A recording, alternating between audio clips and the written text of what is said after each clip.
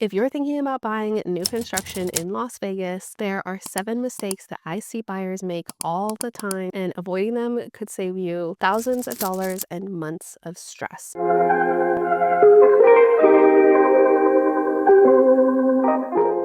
If you're new here, hi, I'm Sierra, and I help people relocate to Las Vegas and find not just the perfect home, but the perfect community for their lifestyle. And today we're talking about the 7 things you should never do when buying new construction here in Las Vegas. These mistakes lead to overpaying, picking the wrong floor plan, encountering unknown costs that you had absolutely no idea about, losing out on incentives, and getting stuck with longer wait times than you thought. So let's get into it. The first thing you should never do, and I say this all the time, is walk into a model home without an agent representing you. This is absolutely the number one mistake I see buyers make, and usually they don't even think anything of it because they simply just don't know. But when you walk into a model home alone, the builder sees you as an unrepresented buyer.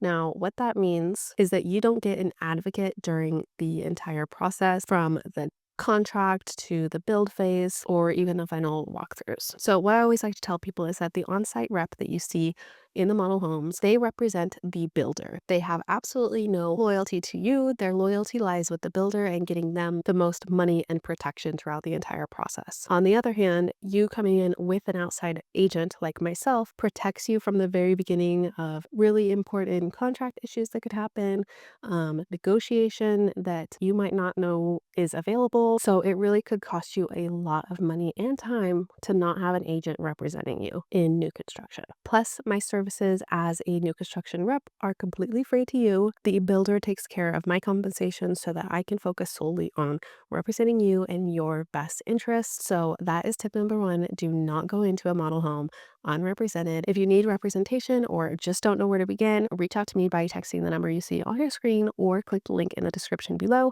and we can set up a time to meet and chat about the entire process from the beginning, because I know it can be quite complicating, especially if you've never done new construction before. The second thing you should never do is assume that you get whatever you see in the model home. Now, I always warn my clients before we walk into the models that the builder absolutely put all of the best upgrades, all of the best structural options, and everything that they could to make it look as good as they could so that you buy it. Most of what you're seeing, from the cabinets to the flooring to the landscaping to the light fixtures and electrical packages, are all upgrades that will cost you money to include. And the base price does not include any of that. So my job by representing you is to show you what's included, what's not. I have an expertise on the different builders and what comes standard for them, as well as what they typically include or exclude, and general pricing for each upgrade.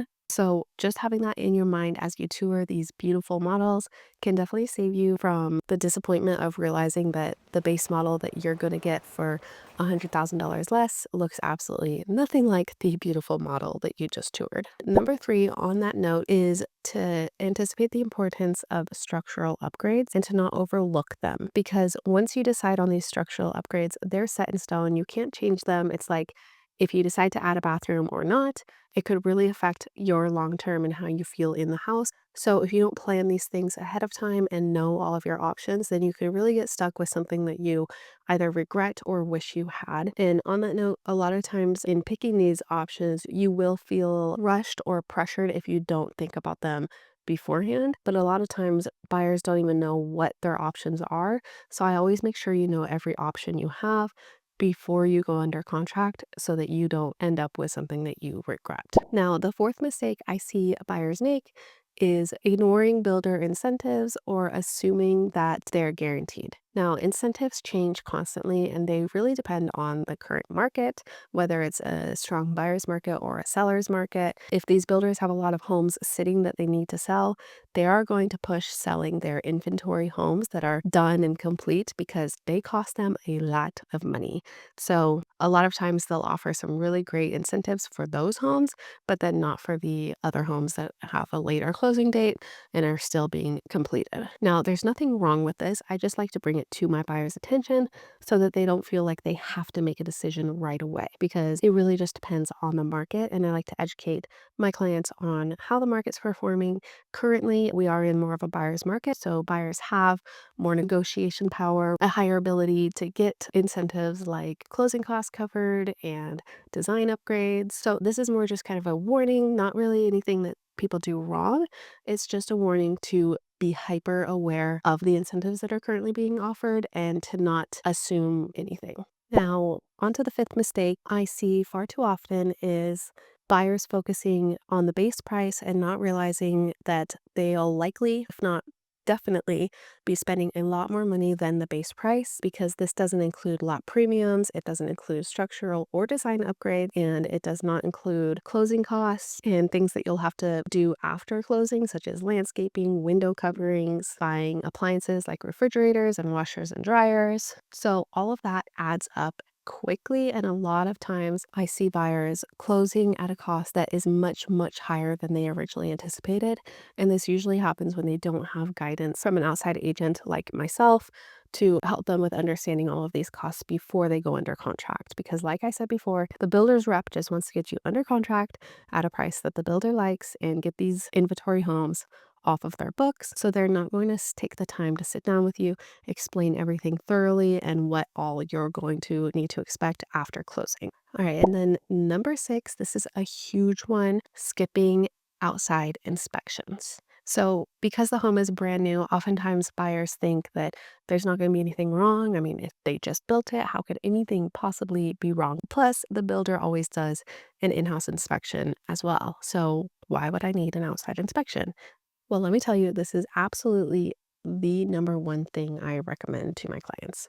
And that's because there are always, always, always things that come up that were missed or done improperly. And it could literally save you hundreds of thousands of dollars to just spend the $500 to get an inspection by an outside vendor. If you think about it, the builders work with dozens of subcontractors. There are tons of moving parts, multiple homes being built at once, and extremely tight timelines. So things get missed. It's just inevitable. So hiring your own outside inspector gives you a third set of unbiased eyes. They've never seen the home before. And I always recommend at least having two inspections. One is a frame lock inspection that is before the drywall goes up, so that the outside inspector can see the plumbing, the electrical, the foundation, all of those major, major things that once the drywall goes up, covers.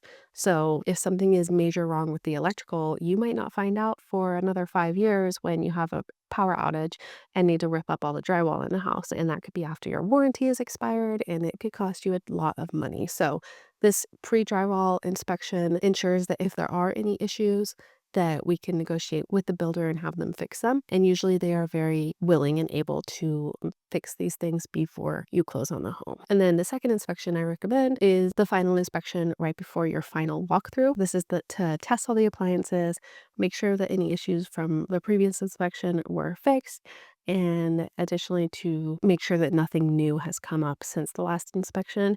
They test all the water, the electrical, absolutely everything, the windows, because that's a big one that we see a lot is windows not fully sealing, which can cause obvious issues down the road. Air conditioner is a big one as well. So just making sure all of these are good to go and no issues. And then if there are issues, we present them to the builder and then have them fix them before you move in. And then last but not least, my last piece of advice if you're buying new construction is to not rush the timeline. Buying new construction comes with a lot of unknowns. There's supply chain issues, building issues, staff issues. Timelines get pushed and changed, and it's really, really hard to stay on track with a new construction home, which is why I always tell people to not plan anything like super major around your house being done on a certain date, because a lot of times it will be pushed either forward or backwards. So if you have to be moved in somewhere right on time and you have no leeway, then I would recommend choosing a move-in ready option.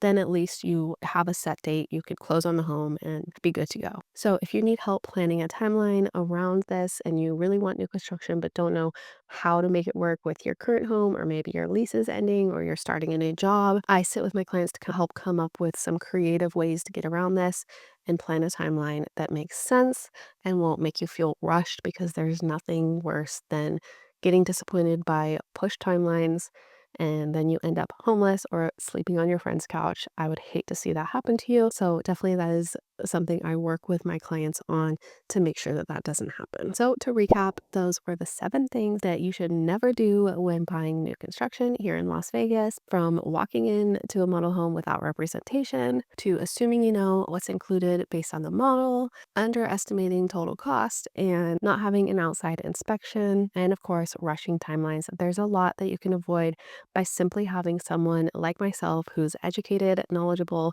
and does this for a living help you and represent you on the outside. That's it for today's video. If you are thinking of buying new construction here in Las Vegas and you want help navigating the process and protecting your best interests, then click the link in the description below or text me at the number you see on your screen, and we will set up a time to chat and get a timeline figured out for you. Thank you so much for watching, and I will see you in the next one.